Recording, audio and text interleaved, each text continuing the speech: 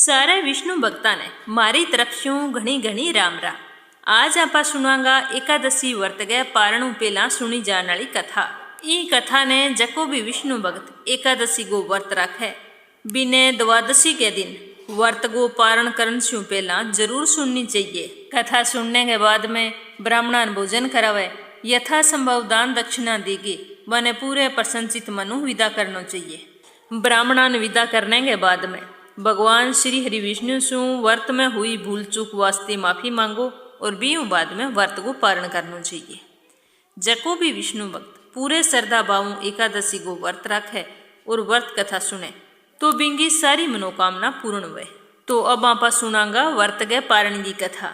तो कथा शुरू करने से पहला कमेंट बॉक्स में श्री हरि विष्णु को जय करो जरूर लगाइयो और कथा सुनने के बाद में वो भी बताइयो भी कथा सुन के थाने किया लगियो। राजस्थानी भाषा में कथा किन्ने किन्ने पसंद है कमेंट करके जरूर बताइयो। बोलो विष्णु भगवान की जय हो। एक समय की बात है, एक राजा होता, बांगो नाम हो अम्बरीश। राजा अम्बरीश भगवान श्री हरि विष्णु का बहुत ही ज्यादा पक्का भक्त था। राजा अम्बरीश पृथ्वी के सातों द्वीप अचल संपत्ति और अतुल ऐश्वर्य का शासक होने के बावजूद भी आ सारी चीजें ने स्वपन तुल्य समझता, क्योंकि वे जानता कि जके धन वैभव गए लोभ में पड़ गए आदमी घोर नरक में जावे। वह चीज तो केवल 4 दिन की चांदनी है। मनुष्य के सागे तो सिर्फ बिंगे पूजा पाठ धर्म कर्म वे ही सागे जावेगा। तो वे धर्म कर्म का खूब कार्य करता, एकादशी को व्रत रखता और आपकी प्रजा को बहुत ही ज्यादा ध्यान रखता। कोई भी काम करता तो पंडितां की सलाह लेके बाद में भी काम ने संपूर्ण करता। तो इन तरीका राजा अम्बरीश बहुत ही बड़ी बड़ी दक्षिणाला कई अश्वमेघ यज्ञ भी करवाया और भगवान की खूब आराधना करी। राजा अम्बरीश की प्रजा भी भगवान के उत्तम चरित्रों को बहुत ही ज्यादा सम्मान करती और बहुत ही श्रद्धा पूर्वक भगवान श्री हरि विष्णु का गुणगान करती। इन तरीके राजा और बाकी प्रजा देवता का बहुत ही ज्यादा प्यारा। तो राजा अम्बरीश की इतनी अनन्य भक्ति देख गए और भगवान खुश हो गए। अम्बरीश की रक्षा वास्ते सुदर्शन चक्र ने नियुक्त कर दियो। भी पर कोई भी कठिनाई आवेगी तो सुदर्शन चक्र इनकी रक्षा करेगो। एक की बात है कि एक बार बाप की पत्नी के सागे भगवान श्री कृष्ण की आराधना करने के वास्ते 1 साल तक द्वादशी प्रधान एकादशी व्रत को नियम लियो। व्रत की समाप्ति हुई जब कार्तिक को महीनो तो वहाँ 3 रात तक उपवास करियो और फिर एक दिन यमुना जी में स्नान करके श्री कृष्ण भगवान की पूजा की। बिंगे बाद में पहला ब्राह्मणान भोजन करवायो, फिर बाने दक्षिणा स्वरूप गौआ को दान करियो। तो ब्राह्मण बहुत ही ज्यादा खुश हुआ और राजा अम्बरीश ने खूब आशीर्वाद दियो। बांगो आशीर्वाद लेके जिये ही राजा अम्बरीश व्रत गए पारण की तैयारी करने लग गया तो बीन समय वरदान और श्राप देने वाला दुर्वासा ऋषि बैठे अतिथि बन के आ गया। तो राजा अम्बरीश जिये ही दुर्वासा ऋषि ने देखियो तो बहुत ही आदर भाव खड़िया हो गया और आसन देके बिठायो और बांगे चरना में प्रणाम करके भोजन वास्ते प्रार्थना करी। तो ऋषि दुर्वासा राजा को प्रणाम स्वीकार करके कहने लग गया कि मैं पहला मेरा कोई जरूरी काम है बहु निवृत्त हो गए, फिर स्नान करके बाद में भोजन करूंगा। तो इन तरीका ऋषि दुर्वासा बठूं तो उठ गया और जागे गंगा जी के पवित्र जल में स्नान करने लग गया। बिन्ने द्वादशी घड़ी केवल क्षण भर की ही तो राजा अम्बरीश के सामने तो धर्म संकट खड़े हो गयो। भी मैं व्रत को पारण भी करनू पर ऋषि दुर्वासा ने भोजन कराई बिना पारण कौन कर सकूं। तो राजा अम्बरीश पंडिता ने पूछो भी थे मन बताओ भी मन क्या करना चाहिए। तो सारा पंडित कहने लग गया क्या ब्राह्मणान भोजन कराए बिना स्वयं भोजन करनो और द्वादशी रहते पारण ना करनो दोनों ही दोष हुए। इन वास्ते ब्राह्मण ने भोजन भी पहला जरूरी है और द्वादशी के अंदर व्रत को पारण भी जरूरी है।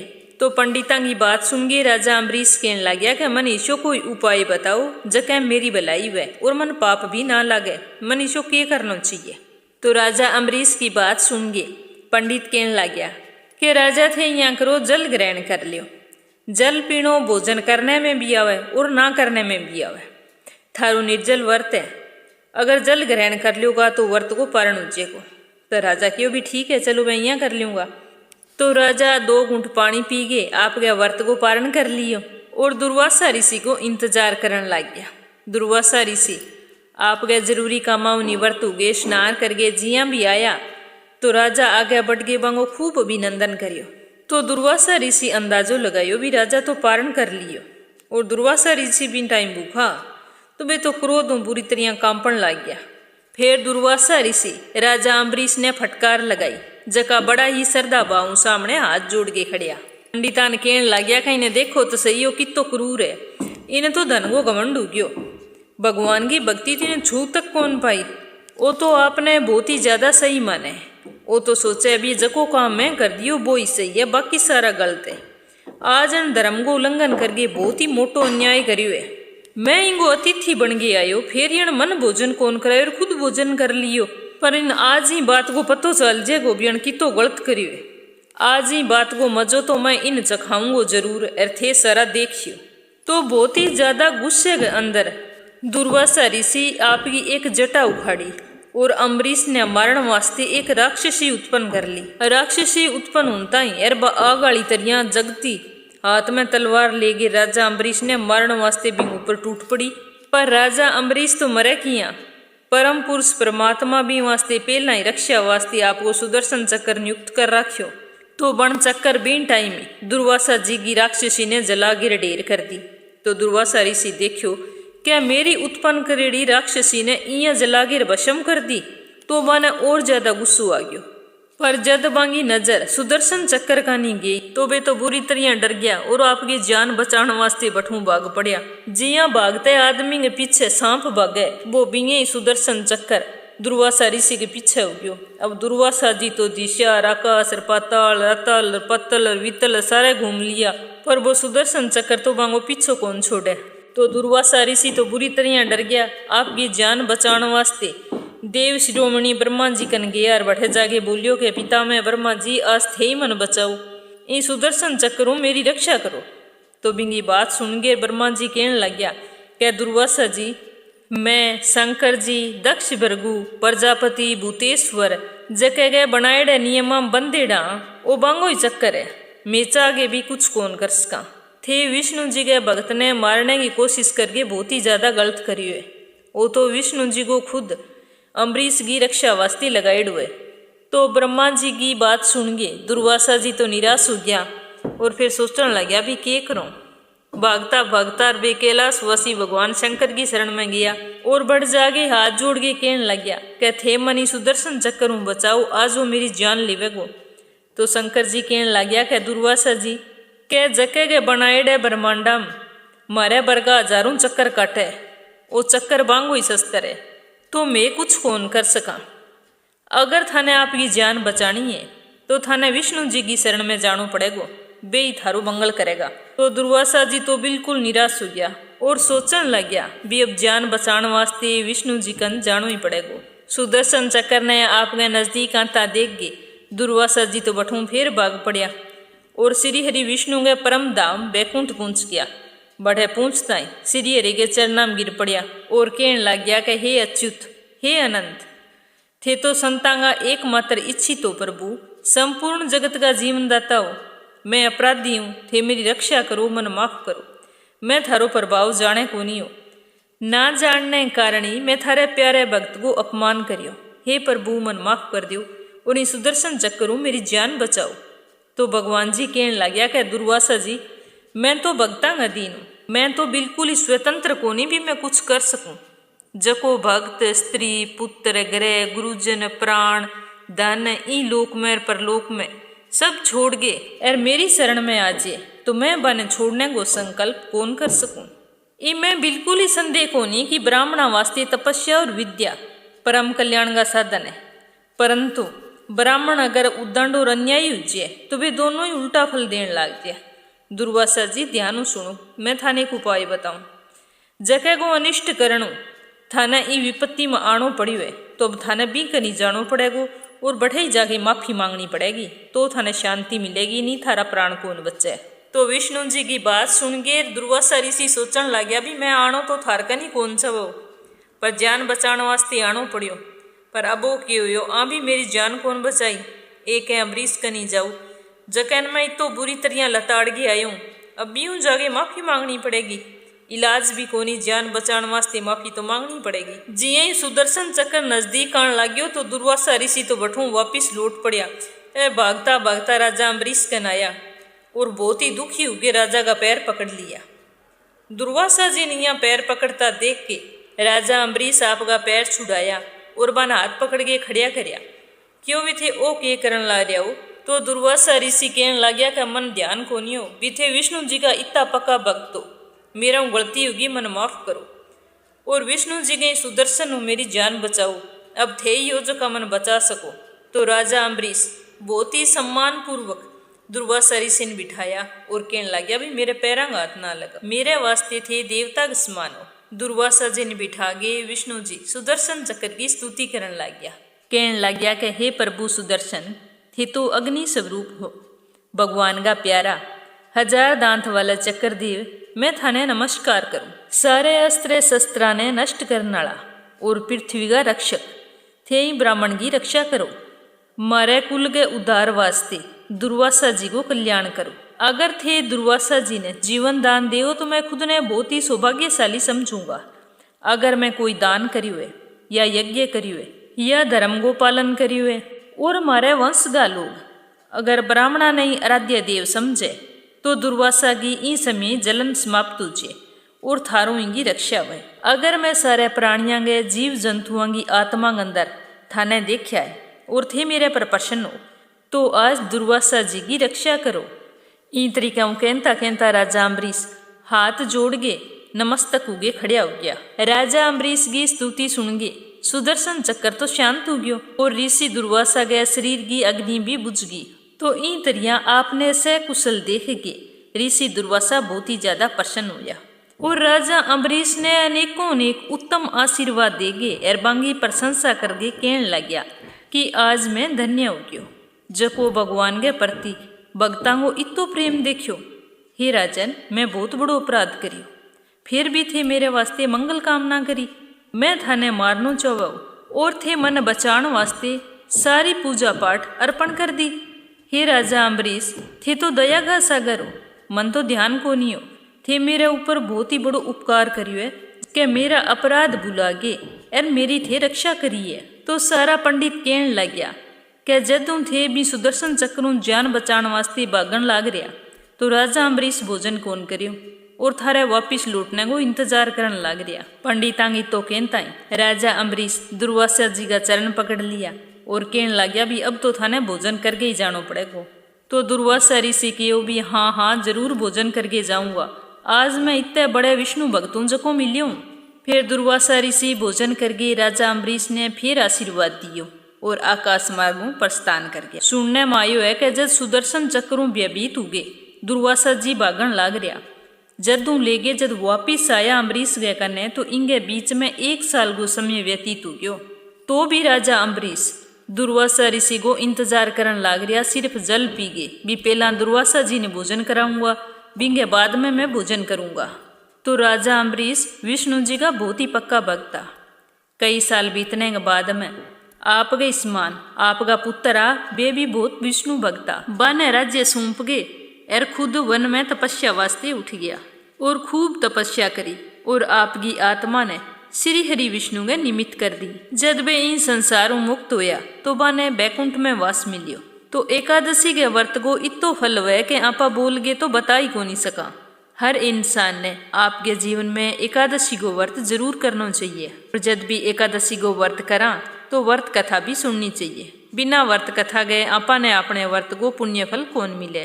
तो आई एकादशी की कथा जकी हर एकादशी के 11वें व्रत में आपा ने सुननी चाहिए। एकादशी की कथा के सागे सागे एक कथा बांके बिहारी की, एक तुलसी माता की, गणेश जी भगवान की कथा भी आपा ने सुननी चाहिए। अब आपा एक कथा सुनांगा तुलसी माता की। बोलो तुलसी माता की जय हो। पुराने समय की बात है कि कार्तिक के महीने में सारी औरतां तुलसी माता ने सिंचन जानती। जब सारी औरतां तुलसी सींचती, घी को दीपक करती, तुलसी का परिक्रमा लगाती, कथा कहती सुनती तो बूढ़ी माई बैठी रहती। जब सारी सींच के घरे आ जाती तो पीछू बा बूढ़ी माई तुलसी माता ने कहती कि हे तुलसी माता सतगी दाता, मैं बिरलो सिंचू तेरो, तू कर निस्तार मेरो। हे तुलसी माता अड़वो दे, लड़वो दे, पीताम्बर की धोती दे, मीठा मीठो घास दे, बैकुंठ को वास दे, चटकेगी चाल दे, पटकेगी मौत दे। चंदन की काठ दे, झालर की जनकार दे, साईं गुराज दे, दाल भात जिमणने दे, 11 की मौत दे, कृष्ण जी को कांदो दे। तो आ बात जब तुलसी माता सुनती तो बातों सुन के सूखन लागी। ए दिन श्री कृष्ण भगवान पूछो कै तुलसी तो यहाँ सूखन किया लागी? आजकल तो रोजाने औरतां तेरे में पानी सिंचन आवे, मिठो मिठो भोग लगावे, गीत गावे, फिर भी इन तरह क्या मुरझाइड़ी सी किया लगे। तो तुलसी माता कहने लगी कि एक बूढ़ी माई आवे रोजगी, बा इन तरीके की बात रोजाने की जवे। तो मैं सोचूं भी बाकी सारी बात तो मैं पूरी कर देसूं, पर कृष्ण जी को कंधो कठूं देसूं बिन। तो भगवान श्री कृष्ण कहने लग गया कि जब बा मरेगी तो मैं कंधो देना आऊंगा, ई बात की चिंता करनी तू छोड़ दे। तो तुलसी माता तो फिर हरी भरी होगी। तो बूढ़ी माई तो रोजाने तुलसी में जल सिंचन आती और आपका सागी वचन रोज गाई के जानती। पर तुलसी माता ने अब कोई चिंता को नहीं, बन क्यों भी बाकी सारी मांग मैं पूरी करसूं और कंधो देन भी कृष्ण भगवान आ ही जाएगा। तो यहाँ करता करता कई दिन बाद मैं बूढ़ी माई तो देहांत हो गयो। सारा गांव का लोग इकट्ठा हो गया। अब जिया ही बूढ़ी माई ने संस्कार वास्ते लेके जान लग गया तो वह इतनी भारी होगी भी क्यों ही उठाई जाई कौन। तो सारा कहने लग गया कि इतो पूजा पाठ करती, पाप नष्ट होने की माला फेरती, फिर भी इतनी किया भारी होगी। नान की ऐसा गए लड़ाई करी, ना कि नहीं कोई गाली गलोच करियो, फिर भी ने किसे पाप की सजा मिले कि आज क्यों ही कोई नहीं उठाई जाए। तो सारा कोशिश करन लाग रहा। सारे गांव का लोग बैठे, आसे पासे का लोग इकट्ठा हो गया। आसे पासे गए सारे गांव में चर्चा फैल गई कि भी गांव की एक बूढ़ी औरत को देहांत हुई है, बाज क्यों ही कोनी उठाई जाए, इतनी भारी होगी। तो लोग बाग सारा बैठे इकट्ठा हो गया। बिचालो चाल के देखा, सारा उठा के देखा, पर बात तो टस्सू मस्सी ना हुए। तो सारा कहने लग गया भैया जरूर कोई अण पाप करियो, बिंगी वजह आजा उठाई जाए कोनी। तभी बैठे कृष्ण भगवान बूढ़े ब्राह्मण को रूप धारण करके आया और पूछने लग गया कि भाई यह भीड़ किया लाग रही है। तो सारा लोग कहने लग गया कि अठे एक बूढ़ी माई बा मर गई, पाप पुण्य तो बहुत करती, पर आज बा तो क्यों ही कोनी उठाई जाए। जरूर इनको कोई पाप करेड़ो है, पाप करे बिना तीती भारी हो कौन सके। भी सारो गाँव लाग गयो फिर ही कोनी उठाई जाए। तो गाँव की बात सुन गए कृष्ण भगवान कहने लग गया कि मन और देख लेने दो। तो सारा हंसन लग गया। बीता मोटा तकड़ा जवान आदमी लाग रहे बाँव ही कोनी उठाई जाए। अरे बूढ़ो बामण के भी मैं उठा लेस्यूं। तो कई बड़े बुजुर्गा के वो भी कोई बात नहीं, देखने में के लगे इन्हें भी देख लेने दियो, केठा वो उठा ही लेवे। तो गाँव की इजाजत मिलता ही कृष्ण भगवान तो बूढ़ी माई कन्ने गया और कान में जाके बोलिया क्या बूढ़ी माई मनगी निकाल ले, अडवा ले, गडवा ले, पीताम्बर की धोती ले, मिठो मिठो घास ले, बैकुंठ को वास ले, चटक की चाल ले, चंदन की काठ ले, झालर की झनकार, दाल भात का जीमन ले और कृष्ण जी का कांधा ले। बस कृष्ण जी के कांधे की बात जिये बुढ़िया कान में पड़ी तो बात हल्की होगी और भगवान बिन झटके वो आपके कंधे पर उठाई और लेर चाल पड़िया। सारे गांव का लोग देखता ही रह गया। भी आपा सारो गांव उठा कौन क्यों, हिरण बूढ़े बामण एकले ही उठा ली। तो सारो बिंगो जयकारा लगाने लग गया और बूढ़ी माई ने मुक्ति मिल गई। तो इया रोजाने तुलसी माता की पूजा करने हूँ भी बूढ़ी माई ने मुक्ति मिली। हे तुलसी माता, जिया बूढ़ी माई ने कृष्ण जी को कांधो मिलियो, बिया ही बड़े बुजुर्गा ने भी मिले और बांगी भी मुक्ति वे। जको भी थाने रोजाने सींच गे पूजा अर्चना करे बिंगी सारी मनोकामना पूर्ण करियो। बोलो तुलसी माता की जय हो। अब आपा सुनांगा एक कहानी गणेश जी की। बोलो गणेश गजानन की जय हो। एक बारी की बात है कि एक मेंढक और एक मेंढकी तालाब में रहता।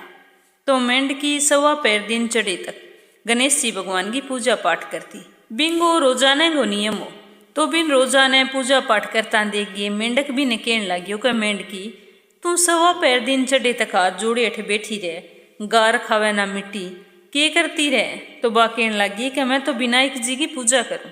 तो मेंढक कहने लगियो कि विनायक जी कौन, मैं तो कोई विनायक जी ने कौन जानू, ये तो फालतू की बताएं। मैं तो कहूँ भी सुबह उठ गए बढ़िया गार मिट्टी खा लेकर फिर अठापा दोनों धूप सेका। पर मेंढकी पर बिंगी बात को कोई असर को नहीं होता। एक दिन की बात, दोनों तालाब के अंदर आ जद एक औरत मटको ले गए पानी लेने आई। बन जिया ही मटको पानी के अंदर डबोयो तो वे दोनों पानी के सागे घड़े के अंदर उठ गया। बन तो घरे ले जाके सीधो इवान बट्टी पर चढ़ा दियो और नीचे आग जगा दी। अब जिये ही पानी गर्म हुए तो मेंढक के वे मेंढकी मैं तो बड़ू तो मेंढकी कह ना भाई मन तो ठंडी सेब आवे, मैं तो कौन बड़ू। तो मेंढक कह भी तू किया कौन बड़े, जब नीचे आग जगन ला रही है, पानी उबलन लाग रही है, तू कौन बड़े। तो बा बोली कि मैं तो कौन ही बड़ू, मेरी तो गणेश भगवान रक्षा करे। तो बण सोचो भी इनकी जान तो बच जाएगी और आज मैं मर जाऊंगा। तो वो मेंढकी ने कहने लगी कि मेंढकी तेरो गणेश यो सच्ची कठई है तो आज भी न सिमर, जे आज मेरी जान बच जाए तो मैं भी तेरे सागे रोजाने गणेश जी की पूजा करी करसूँ। तो मेंढकी हाथ जोड़ के गणेश जी ने याद करके कहो भी हे गणेश भगवान आज मार दोनों की जान बचाओ। तो गणेश जी की कृपा हूँ दो सांड लड़ता लड़ता आया और आग गिर वांगी भट्टी के भिड़िया, भिड़ता ही मटको गयो फूट और मेंढकी मेंढक दोनों बाहर निकल के तालाब में उठ गया। बठ जागे रोजाने दोनों सवा पैर दिन चढ़े तक गणेश जी भगवान की पूजा अर्चना करे करता, बीऊ बाद में ही गार मिट्टी खानता। हे गणेश जी महाराज जिसे थे मेंढक मेंढकी न टूठिया विषय सारा नहीं टूठियो, सारंगे मन की मनोकामना पूरी करियो। एक समय री बात है, एक गांव में एक लपसी और एक तपसी दो भाई रहता। लपसी तो लूट खोस गे लियान तो और बीऊ आप गए घर गांगो पेट पालतो। बिंगे घर में बिंगा माँ बाप, बिंगी बहन, एक छोटी सी भाणजी और एक बिंगी लुगाई रहती। और जको दूसरो हो तपसी, वो हमेशा भगवान की तपस्या में लीन रहतो। वो हमेशा लपसी ने कहतो कि भगवान की तपस्या करी कर लूट खोस के खाने में की कोनी पड़ियो, पर वो आपके भाई की बात कोनी मानतो। इया करता करता दिन बीतता रहा। एक दिन लपसी एक पीपल के पेड़ के नीचे बैठ्यो।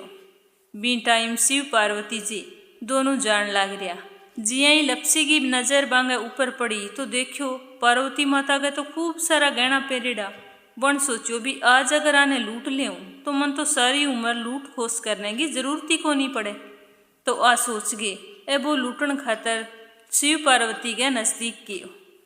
तो शिव और पार्वती ने तो पहला ही ध्यान लाग गयो कि वो लूटन वास्ते आयो है। तो पार्वती माता बोली कि ल मैं गहना तो मेरा सारा तन इया ही दे देशो, पर चोरी करनो पाप है। तो लपसी बोलियो कि अगर लूट ना करूं तो गरगा ने के खुआऊं। तो शिवजी भगवान बोलिया कि चलो तू चोरी करे, चोरी करके गरगा को पेट पाले, पर चोरी करनो पाप है, तेरे पाप को भागी कौन बनसी। तो लपसी बोलियो कि मैं मेरे गरगा ने खुआऊं तो मेरी लूट की कमाई सारे गरगा खावे, तो मेरे पाप का भागी तो सारा ही बनसी। तो शिव पार्वती जी बोलिया क्या मैं अठे बैठे हाँ, तू तेरे घरे जा और घरे पूछ गया भी तेरे पाप को भागी कौन कौन बनसी। आगे माने बताई मैं अठे ही बैठ के तेरो इंतजार करा हाँ। तो वो बोलियो ठीक है। वो भाग्यो भाग्यो आपके घरे आयो तो बार लपा से पहला भी वो बूढ़ो बाप बैठ्यो। क्या बाबूजी बाबूजी मैं चोरी करके लियाऊं, लूट खोस के लियाऊं, थारो पेट पालूं तो मेरे पाप का भागी थे बन चुके। तो बिंगो बाप बोलियो कि क्यों लियावे भाई चोरी करके, क्यों लियावे लूट गे, तू कमा गे लिया, मारी सेवा करनो तेरो धर्म है। तो मैं तो कोनी केवा भी तू चोरी करके मारो पेट पाल, मैं क्यों बनांगा तेरे पाप का भागी, तेरे पाप को भागी तो तू ही बनसी। तो बाप गए मुँह से ईर्ष्या वचन सुन गे वो उदास हो गयो। बाद में वो आपकी माँ गए करने गियो कि माँ थे तो मेरे पाप का भागी बनोगा नहीं। तो बिंगी माँ बोली भी क्यों भाई मैं तेरे पाप का भागी किया बनांगा, तू लूट खोस के क्यों लियावे, तू कमाई करके लिया, सारा कमाई करके खावे तन चोरी करन को कुण केवे।